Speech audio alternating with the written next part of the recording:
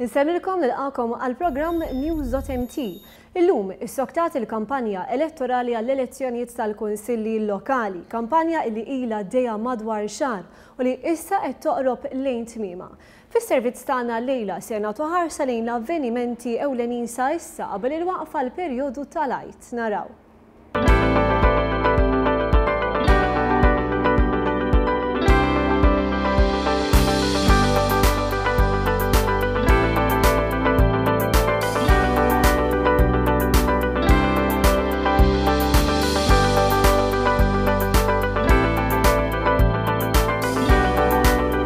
Komplew igerbu l-jiem tal-kampanja elettorali għal kunsilli lokali u ma qataw xejn il-laqat tal-Partit Laburista fil-lokalitajiet. Il-Prim Ministru u esponenti ewlenin tal-istess partit komplew iterqu madwar Malta u Għawdex bilan li jikkomunikaw ħidmithom u jisimgħu minant il-poplu. Dan fl-istess ħin li ma qataw xejn l-inizjattivi tal-Gvern. Inizjattivi li jvarjaw minn uħud ġodda għal oħrajn li komplet il-ħidma dwarhom. Bħal qatt tal-liġi għan-negozji tal-familja li bih pajjiżna qed ikun meqjus bħala pionier fl-Ewropa. Well, it is a theme that has never been addressed from a legislative point of view, and therefore it's a new approach. Malta is the first country that is bringing about a Family Business Act, so we're very interested in how it will be crafted, how it will work, to learn from it, to disseminate that know-how, and that other member states who want to build on that experience take their own actions. Inizjattivi oħra importanti kienu fil-qasam turistiku. Minkejja riżultati pożittivi li komplew jinkisbu, il-Gvern mhux qed jistrieħ fuqhom. Għalhekk tnediet il-Politika Nazzjonali għat-Turiżmu li twassalna sas-sena 2020. Barra minn hekk twaqfet il-Fondazzjoni għall-iżvilupp f'żoni turistiċi. L-għan tagħha se jkunu mitwejn fuq it-tliet żoni turistiċi waħda tas-Sawt, tan-Nord u tas-Sentral. U sa barra li nagħmlu il-maintenance u naraw xikun hemm bżonn biex insabħu nimmeljoraw, anke hemm proġetti maħsubin anke għal kull żona turistika. Fl-istess żmien baqgħu jidħlu fis-seħħ miżuri importanti mħabbra fil-baġit, bħall-għotja mhux tax-xabli bħala kumpens tal-għoli tal-ħajja. Dan għax anke jekk ir-rata ta' għoli tal-ħajja kienet fost l-inqas f'bosta snin, il-Gvern ħass li 58 ċenteżmu fil-ġimgħa ma kinux biżżejjed. Komplet tissaħħaħ ukoll is-sħubija bejn il-Gvern u l-privat. Fosthom bit-twaqqif ta' Yachting Malta, ftehim li lan tiegħu u li jippromuovi lil Malta bħala destinazzjoni tal-Iburdjar. Il-Prim Ministru Joseph Muscat qal li minllum il-qudiem l-Iburdjar se jibda jitqies bħala settur importanti li jista' jġib ħafna tkabbir ekonomiku. Mal-privat ukoll se jinħadem il-proġett tas-suq tal-belt, proġett li se jibda l-post li tħalla mitlu għal bosta snin. Nemmen li se jkun aspett pożittiv ħafna. Se jżid l-attrazzjoni tal-belt, nemmnu illi aktar nies qed ifittxu il-belt bħala il-post rikreattiv tagħhom u nemmen li s-suq tal-belt kif qed nipproponu ħana ser ikun pedina oħra biex tirġirena il-belt. Ir-Rabat mhux lokal fejn hemm elezzjoni tal-Kunsilli Lokali, iżda wkoll kien fl-aħbarijiet. Dan għax ix-xogħol fl-iskola sekondarja tal-Kulleġġ San Nikola jinsab fi stadju avvanzat. Dan huwa biss parti minn investiment ta' 43 miljun euro fuq 28 proġett edukattiv. Għax għall-Gvern l-edukazzjoni u l-proġetti soċjali huma oqsma importanti ħafna. L-impenn soċjali huwa rifless ukoll fid-diversi xogħlijiet li għaddejjin fuq l-oqsma tad-djar. Kien inawgurat ukoll l-ewwel Night Shelter f'Għawdex, filwaqt li tnediet ukoll il-ħidma fuq politika nazzjonali tal-films. Fl-ewwel ta' April għaddiet ukoll il-liġi tal-identità tal-ġeneru. Din il-liġi se taffettwahom direttament, se taffettwalhom il-kwalità tal-ħajja tagħhom ta' kuljum, se taffettwahom dawk il-familji jekk jaraw xit-tifla jew tifel tagħhom id-dar ma jridx jew ma tridx toħroġ għaliex il-dokumenti uffiċjali tagħha ma mhuwiex l-istess bħal ġeneru illi din it-tifla dak it-tifel identifika fih illi sa tkun anke ta' liberazzjoni għalihom dawn. Spikkat ukoll l-aħbar li fi Smart City se jiftaħ sptar ġdid, dan b'investiment ta' 100 miljun euro. L-investituri barranin tkellmu kif mażlux lil Malta kif ġiepu laħaq. Malta è stata una scelta studiata. Abbiamo compreso innanzitutto che Malta sposava l'idea dell'innovazione e della tecnologia e quindi un paese che si vuole porre come tra i primi paesi dell'Unione Europea e soprattutto al centro del Mediterraneo. Quindi per noi questo è un elemento fondamentale perché il centro del Mediterraneo, noi vorremmo essere un punto di attrazione.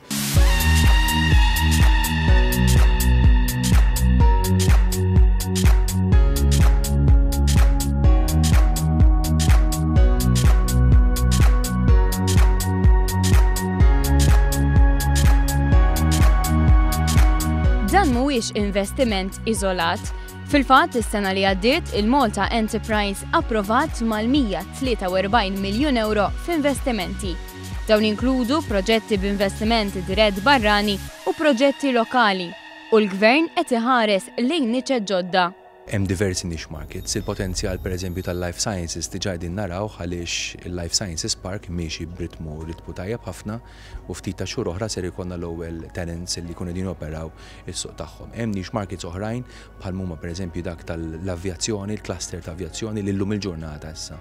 Irnexxilna nistabbilixxu cluster propju tal-avjazzjoni mill-bidu sal-aħħar. Dawn kollha huma fost ir-riżultati miksuba mill-Gvern. Taħt il-Gvern ieħor kien gvern li jiddejjen imma mbagħad ifalli lil Malta, imma mbagħad ikollok il-pilloli out of stock, imma mbagħad iżidlek it-taxxi, imma mbagħad ma jnaqqas l-income tax kif wieħed, jaksek kontijiet ola taħt dan il-gvern, gvern li jirnexxielu jżomm id-deficit, inaqqas id-dejn u fl-istess ħin inaqqas l-income tax, jagħti child care b'xejn, inaqqas il-kontijiet, inaqqas it-taxxa fuq il-part-time. Saru wkoll żewġ żjarat importanti. Dik tal-President tal-Kunsill Ewropew Donald Tusk nhar it-30 ta' Marzu u dik tal-Kummissarju Ewropew responsabbli mill-immigrazzjoni Dimitris Avramopoulos. It-tnejn wedu appoġġ lil Malta. Malta is not alone in front of this challenging issue. Europe is standing side by side with Malta in order to face and address this issue in a more effective way. Tusk ukoll indika ħsieb differenti fil-politika Ewropea dwar l-immigrazzjoni. We need to think it over again, to come up with new creative solutions, not to stick to old ideas, proposals that will become nothing more than illusions. That is why I am here, to listen, to learn and to discuss what more the European Union can do in and for the southern neighborhood. Fiż-żewġ okkażjonijiet, il-Prim Ministru Malti kellu messaġġ ċar. Europe has two problems. It has a problem at the east and a problem at the south. We should not compete, which is the worst problem. That's not any competition we aspire to.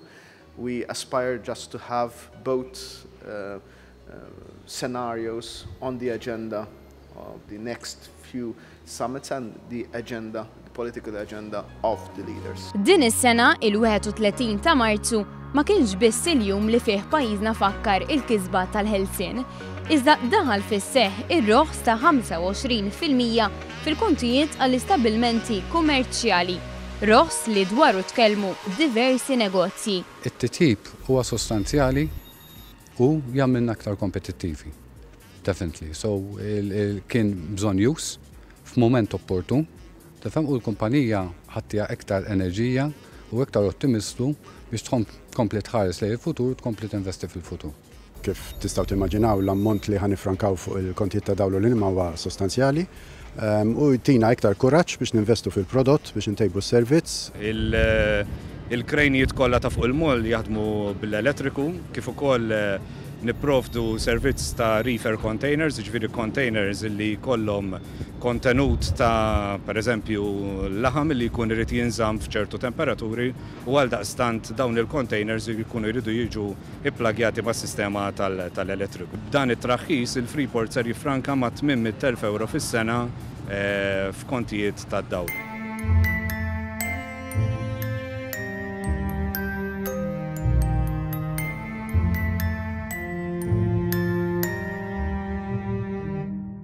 Fil-waqt li kien għaddej dan kollu baqgħet tirrenja l-konfużjoni fil-Partit Nazzjonalista. Mhux biss kien żvelat li s-sindku tal-Mosta iddeċidiet fuq rapport tal-kumpanija ta' żewġa dwar liema toroq m'għandix tagħmel, imma għamlet dan mingħajr qatt ma ddikjarat konflitt ta' interess. Jitfa' dawl fuq il-mod kif mexxa l-Kunsill Lokali tal-Mosta. Mhuwiex indikat li sindku li għandha kapaċità rappreżentattiva xi qed tirrappreżenta lir-residenti tal-Mosta. Mhuwiex indikat li inti tqabbad kumpanija li fija shareholder u li kumpanija tal-raġel tagħha biex tiddeċiedi dwar kwistjonijiet tal-Kunsill. Iżda forsi l-iktar li spikka kien l-iskandlu ta' Għawdex. Li Giovanna De Bono kellha terfa' r-responsabbiltà politika kienet xi ħaġa ċara sa mill-bidu.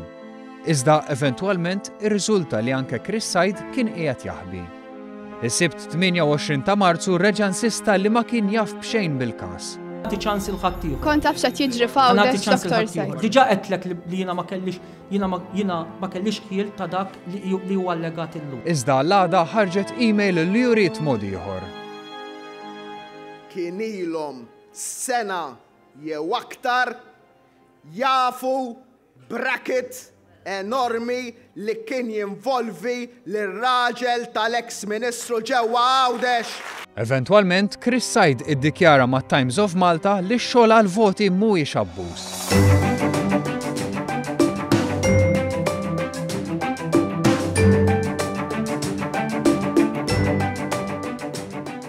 Tħabbru wkoll diversi inizjattivi għal lokalitajiet bħal dik f'Marsa Xlok fejn grazzi għal fond kapitali imniedi mill-Gvern kamra mitluqa li kienet tintuża mill-Kenniesa se tinbidel f'ċentru edukattiv.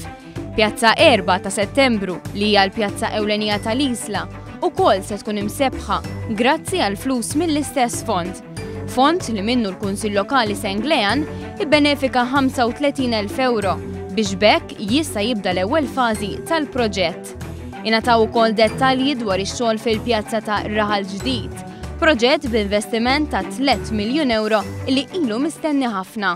Naħseb dina kienet il-ħolma li issa sessir realtà tal-Pawlisti tan-nies tan-naħa t'isfel ta' Malta u ta' dawk kollha li għandhom għall-qalbhom il-kummerċ fin-naħa t'isfel ta' Malta. Dan huwa wieħed mill-ħafna proġetti li ġew imnidija u li se jkunu imnidija fil-futur biex verament nagħtu id-dinjità lin-naħa t'isfel ta' Malta.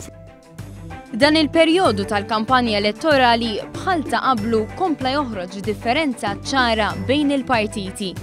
Differenza bejn partit magħluq fih innifsu u partit miftuħ għal kuntatt man-nies. Kuntatt man-nies li qed jisarraf f'ħidma kbira għal ġid tal-komunitajiet. Ħidma li fil-11 ta' April għandha tkun irrikonoxxuta bil-vot tan-nies biex jintbagħat tassew il-messaġġ ta' Malta ottimista. Irridu naħdmu flimkien ħalli nġibu maġġoranza ta' voti ħalli nagħtu sinjal ieħor b'saħħtu li verament dan il-pajjiż huwa maqut flimkien u nuru li verament Malta hija ottimista.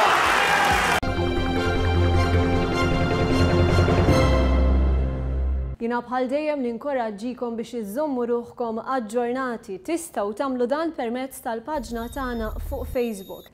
Dan il-programm tistgħu issibuh sħiħ fuq YouTube. Grazzi tal-li kontu magħna l-kumplament tas-serata tajba.